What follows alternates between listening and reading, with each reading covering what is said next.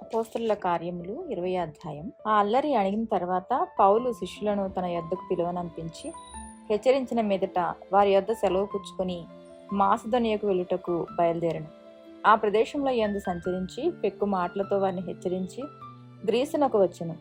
అతడు అక్కడ 3 నెలలు గడిపి ఓడ ఎక్కి సిరియకు వెళ్ళవలనని ఉండగా అతని విషయమై యూదులు కుట్ర చేయుచున్నందున మాసిదోనియా మీదుగా తిరిగి రావాలని నిశ్చయించుకునెను.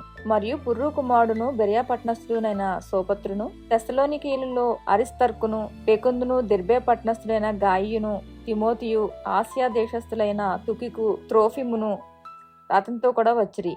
వీరు ముందుగా వెళ్లి త్రోయలో మా కొరకు కనిపెట్టుకుని ఉండిరి. పులియని రొట్టెల దినములైన తర్వాత మేము ఓడ ఎక్కి ఫిలిప్పి విడిచి 5 దినముల్లో త్రోయకు వచ్చి అచట వారి యొద్ద 7 దినములు గడిపితిమి. ఆదివారమున మేము రొట్టె విరుచుటకు కూడినప్పుడు పౌలు మరునాడు వెళ్ళనయుండి వారితో ప్రసంగించుచు అర్ధరాత్రి వరకు విస్తరించి మాట్లాడుచుండెను. మేము కూడియున్న మేడగదిలో అనేక దీపములుండెను.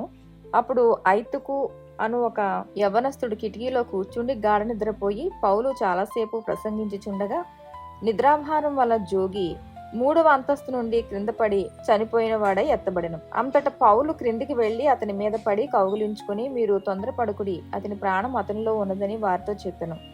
అతడు మరలా పైకి వచ్చి రొట్టె విరిచి పుచ్చుకొని తెల్లవారు వరకు విస్తారంగా సంభాషించి బయలుదేరెను.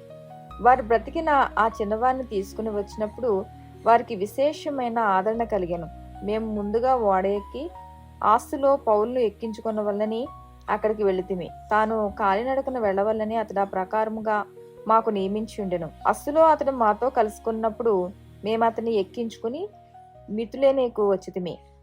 అతట నుండి వెళ్లి మరునాడు కియోసునకును ఎదురుగా వచ్చితిమి. మరునాడు సమోసునకు చేరి ఆ మరునాడు మిలేతునకు వచ్చితిమి. సాధ్యమైతే పెంతెకొస్తు దినమున యెరూషలేములో ఉండవల్లని పౌలు త్వరపడుచు ఉండెను గనుక అతడు ఆసియాలో కలహ కారణము చేయకుండా ఎఫెసుకు దాటిపోవాలని నిశ్చయించుకుని ఉండెను. అతడు మిలేతు నుండి ఎఫెసునకు వర్తమానం పంపి సంఘపు పెద్దలను పిలిపించెను. వారు తన యొద్దకు వచ్చినప్పుడు అతడు వారితో ఇట్లనెను, నేను ఆసియాలో కాలు పెట్టిన దినము నుండి ఎల్లకాలము మీ మధ్య ఎలాగూ నడుచుకుంటునో మీరే ఎరుగుదురు. యూదుల కుట్ర వలన నాకు శోధనలు సంభవించినను కన్నీళ్లు విడిచుచు పూర్ణమైన వినయభావంతో నేను ఎలాగున ప్రభుని సేవించుచుంటునో మీకే తెలియను.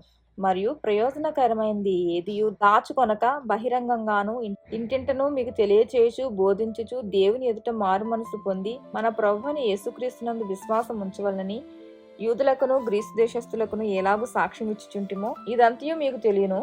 ఇదిగో నేను ఇప్పుడు ఆత్మయందు బంధింపబడిన వాడనై యెరూషలేమునకు వెళ్ళుచున్నాను. అక్కడ నాకు ఏమేమి సంభవించునో తెలియదు గాని బంధకములను శ్రమలను నా కొరకు కాచుకుని ఉన్నవని పరిశుద్ధాత్మ ప్రతి పట్టణంలోనూ నాకు సాక్ష్యం ఇచ్చుచున్నాడని తెలియను. అయితే దేవుని కృపా సువార్తను గూర్చి సాక్ష్యం ఇచ్చుటయందు నా పరుగును నేను ప్రభువుని యేసునందు పొందిన పరిచర్యను తుదముట్టింపవలని నా ప్రాణము నాకెంత మాత్రము ప్రియమైనదిగా ఎంచుకున్నట్లేదు. ఇదిగో దేవుని రాజ్యమును గూర్చి ప్రకటించుచు నేను మీ మధ్యన సంచరించుచూ ఉంటిని. మీలో ఎవరునూ ఇక మీదట నా ముఖం చూడరని నాకు ఇప్పుడు తెలియను. కాబట్టి మీలో ఎవరి నాశన విషయమైనను నేను దోషిని కానని నేడు మిమ్మల్ని సాక్ష్యం పెట్టుచున్నాను. దేవుని సంకల్పం అంతయు మీకు తెలుపకుండా నేనేమీ దాచుకొనలేదు. దేవుడు తన స్వరక్తం ఇచ్చి సంపాదించిన తన సంఘమును కాయుటకు పరిశుద్ధాత్మ మిమ్మల్ని దేనియందు అధ్యక్షులుగా ఉంచునో ఆ యావత్తు మందను గూర్చియు మీ మట్టుకు మిమ్మల్ని గూర్చియు జాగ్రత్తగా ఉండుడి. నేను వెళ్ళిపోయిన తర్వాత క్రూరమైన తోడేళ్లు మీలో ప్రవేశించునని నాకు తెలియను. వారు మందను కనికరింపరు మరియు శిష్యులను తమ వెంట ఈడ్చుకుని పోవాలని వంకర మాటలు పలుకు మనుషులు మీలోనే బయలుదేరుదురు. కావున నేను 3 సంవత్సరములు రాత్రింపగళ్ళు కన్నీళ్లు విడిచుచు ప్రతి మనుషునికి మానక బుద్ధి చెప్పితినని మీరు జ్ఞాపకం చేసుకుని మెళకువగా ఉండడి. ఇప్పుడు దేవునికి ఆయన కృపా వాక్యమునకును మిమ్మల్ని అప్పగించున్నాను. ఆయన మీకు క్షేమాభివృద్ధి కలుగ చేయుటకును పరిశుద్ధపరచబడిన వారందరిలో స్వాస్థ్యమును అనుగ్రహించుటకు శక్తిమంతుడు.